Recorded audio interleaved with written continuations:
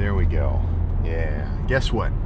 Guess freaking what day it is today. Well, for one, it's chest day. For one, it's a little bit of a chest day to start today off. But for the other, we're getting old, man.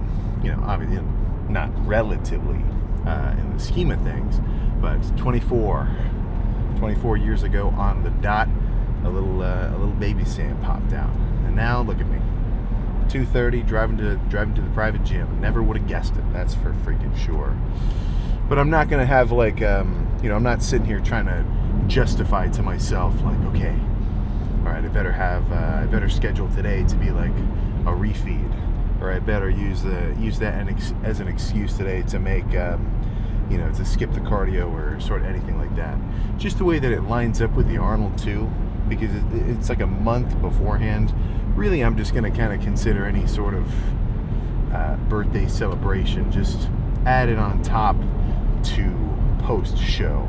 So instead of like February 7th being a little fun time, save it for more like March 20 whatever, after the UK Arnold, because until then we're still locking in. You know, there's not a ton of treats, there's not a ton of going wild here, but yeah, no, that's fun for me. So yeah, and whether or not it's a good thing or a bad thing is something to be taken into consideration on an individual basis. But how I've always looked at it is, and it just comes down to my overall perception of training anyway. Because for a lot of people, they look at the gym as a chore. They look at the gym as something that they don't want to do. They look at it as though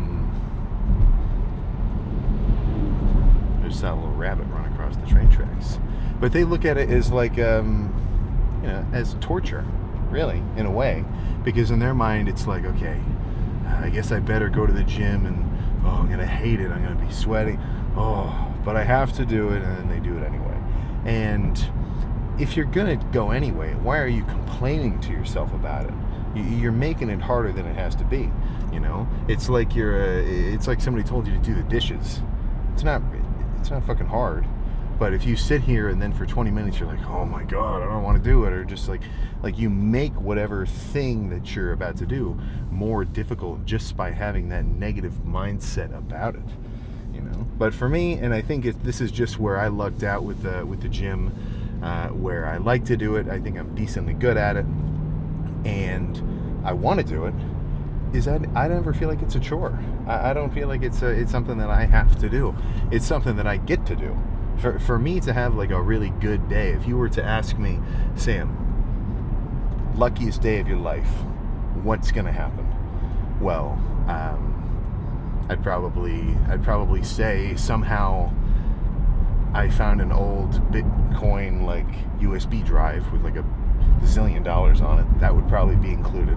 But also, I'd go get a pump, and the pump would be crazy, and I'd be super strong. You know what I'm saying? Like, so whether it's a birthday or New Year's or Christmas or whatever, that's not a catalyst in my mind for me to think, okay, I get to take today off and chill. I get to take today off and chill and relax. Like, in a weird roundabout way, the training is relaxing for me because I want to do it, So maybe I just haven't burnt myself out yet. I've definitely heard a lot of guys, especially who have been in the bodybuilding space for a long time, basically talk about like, how they'll lose their love for training. Like they just they don't have the itch to get after it anymore. Like they just want to relax. And it's not like I can't wrap my head around it. Like I could get why somebody would say that, but at least currently I would not foresee that happening freaking ever. Even fast forward once I'm no longer trying to be 200 and whatever pound Sam, and I'm actually going to kind of downsize and get to a more regular weight. I guess you never know, it's the future, but I don't predict that my working out will ever stop going forward for basically just my entire freaking lifetime. Yeah, I can't make that assumption 100%. I don't know what I'm going to be thinking in however many years, but at least now, I can imagine I can imagine a day that didn't have a pump involved. Let's just put it simply like that. But in terms of my plan for chest today, we'll see. I don't want to do anything heavy. I got hit with a comment yesterday where he was essentially, Sam, all you did was leg extensions? There's no stimulus. What the frick? But he didn't say frick in the comment or something like that. I don't remember exactly. And it's like, well, yeah, I think I even said in yesterday's video, like, if you want to see real quad growing workouts, go back in time 6 months to when I was, eating a crap ton of food and actually growing. Like I even said in the video, I'm like, this workout is very Sam specific for what my current goals are. Like when I'm in an off season, I think those workouts are very arguably good for anybody to do at any weight. Like if you're trying to gain weight, a pretty damn good chest workout is going to be 3 sets of Smith machine bench to failure, 3 sets of cable press to failure, and then maybe 2 sets of pec deck to failure of moderate weight. That's a pretty good workout for anybody. But with a day where all I did was like 5 or 6 sets of leg extensions, light squeezing, just activating for the purpose of just getting a quad pump, well, I don't really think that's going to grow anybody's quads into Tom Platz level trunks. But if you're just trying to maintain your quads while you're seriously dieting for a bodybuilding show, well, then I see the appeal, and obviously I do, because that's the workout that I did, so just take that into context. Of course, it's very easy to, say, well, I guess I don't know where I was about to go with that, but either way, I guess that's to say, for anyone who really misses the crazy, heavy, just freaking gnarly 4-plate, 6-plate kind of training, you're gonna have to keep waiting a little. That's not coming back for a few freaking months. It's just not in the wheelhouse currently. But yeah, I think nothing else to say. So how about we just get this freaking chest pump on its way to being done. There we go. All right, let's do a little car overlay chat about the workout. So up first, a little bit of plate loaded chest press. So 2 sets. And what I was thinking was, I've been doing a lot of squeezing work, a lot of cable, a lot of just pec deck first. So I wanted to start with something a little more just tension based. So this movement doesn't have a huge squeeze, but the tension is pretty consistent. So it's kind of like just a torturing kind of set, you know what I'm saying? But yeah, 2 of those, and then moving on to some pec deck, because I usually do press, fly. So instead today I went press, fly, press. So with the pec deck, start off pretty heavy, not go, nothing too crazy, like heavy enough, or light enough that I can still squeeze and hold it for 6 or 7 reps, and then burn out with some partials. So I did 3 of these, even though I only recorded 2, and then just finished with some cable press, So I like doing a little bit of a hand over hand kind of situation. And normally with a press, I'm gonna say you should really retract your shoulders. Like anytime I do cable press with a bench, I suck my shoulder blades back together so that as I'm pressing, all I work is my chest. But bent over cable, I don't mind letting my shoulders roll forward a little more, as long as I'm not using my front delts. So since the press is actually a little bit declined, like I'm pushing downward, it makes it easy to just feel my chest squeeze, but not, work my front delt and, turn it into a hunching motion. So it's kind of, you got to be a little careful not to overdo it with that part. But that was good, and that was quick. Only 4 or so sets. So let's jump straight to the pose down. All right. So there was actually 1 more set of pec deck. I think I only recorded 3. Forgot to hit the record button. I kind of got myself a little too amped for the set, which actually was probably a good thing. The one that I didn't record was probably the one I went the hardest at, because I wasn't distracted by anything else. But basic lift, nothing crazy. I started it a little differently though. I wanted to start with some machine press which that one doesn't have like a crazy squeeze, like all of the, like all the cable pressing that I do. But since I haven't done it for a while, like to start the lift, I thought it might make a good, just like a little change up compared to normal. You know, if every lift I start off with light squeezing something or other, it's probably a good idea every so often to start with just a little bit more of a kind of tension-based set. And that was only 2 plates and a 25, so nothing crazy weight-wise, just, you know, enough to feel it, of course. Well, let's see how we're looking. I mean, even just standing, I'm kind of feeling like a nutcase. Yeah, here we go.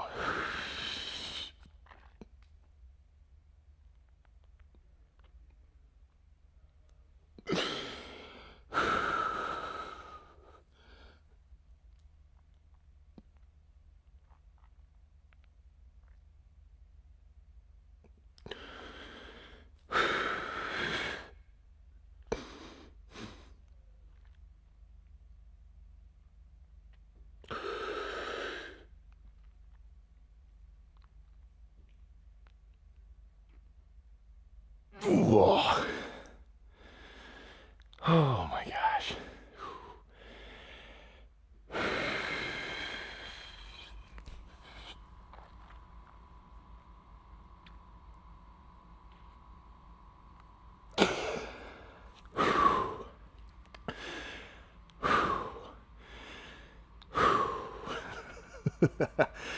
Oh man. All right, yeah, let me see another kind of that side ab shot. So not even, holy shit. So that side of ab veins, if you can kind of see them creeping out. Let me try to do a breath hold to really get them visual. Just a little. But this is the leanest that my midsection has ever been. Like, not even, literally not even flexing, just raising my arm up. I'm seeing my serratus or whatever these are called, which these are pretty developable. You know, like you don't have to be a freak to see these gill looking muscles pop out in front of your lats in like a lat spread. But to see these like lower abs where it ties into my lower lat, well, I mean, that's just fucking crazy. Let's just run through a few more ab focus shots here.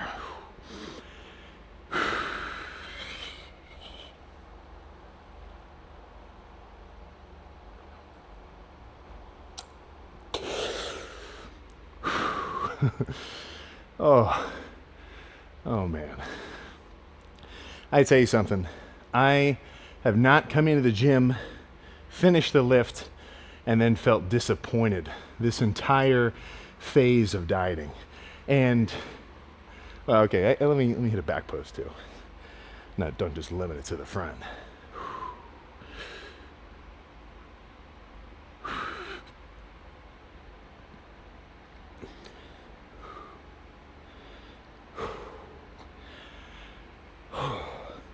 But I have not come in, finished the lift, and then felt disappointed.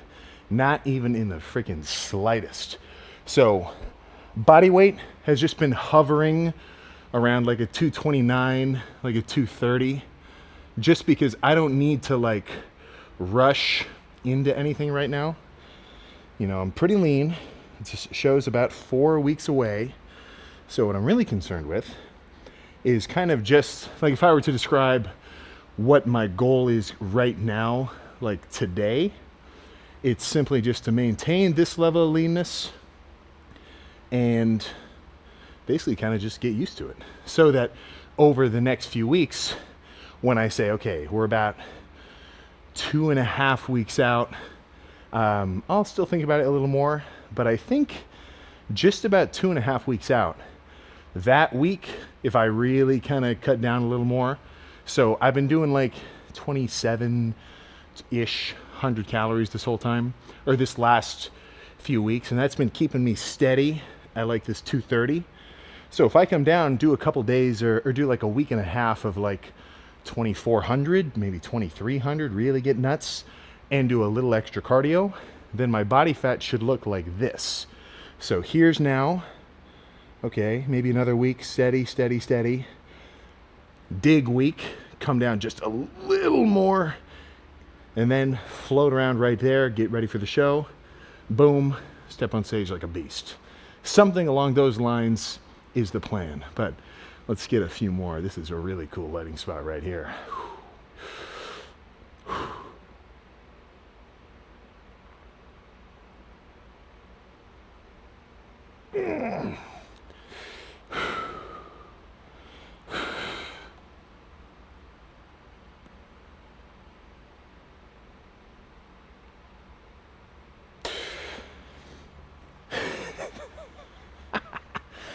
This is insane for me.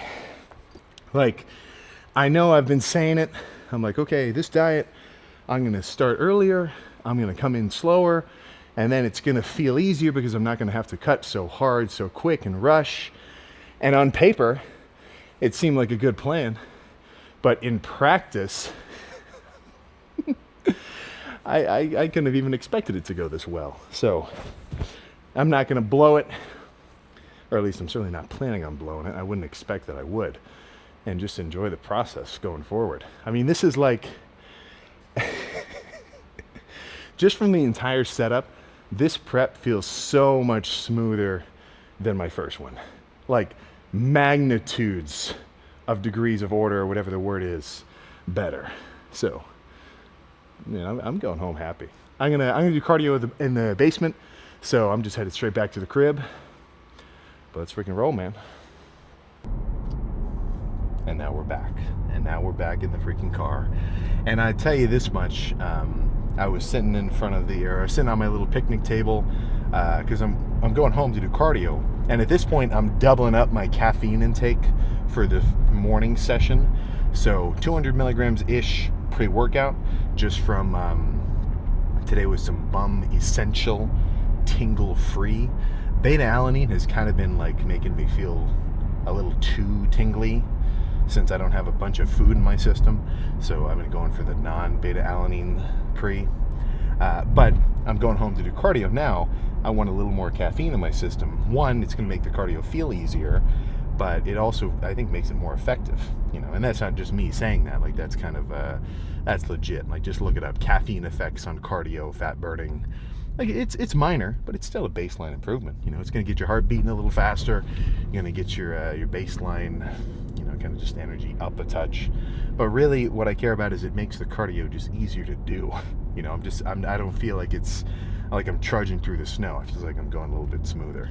But I'm sitting there sipping a cucumber melon 3D, which is a flavor I have not had for a little while.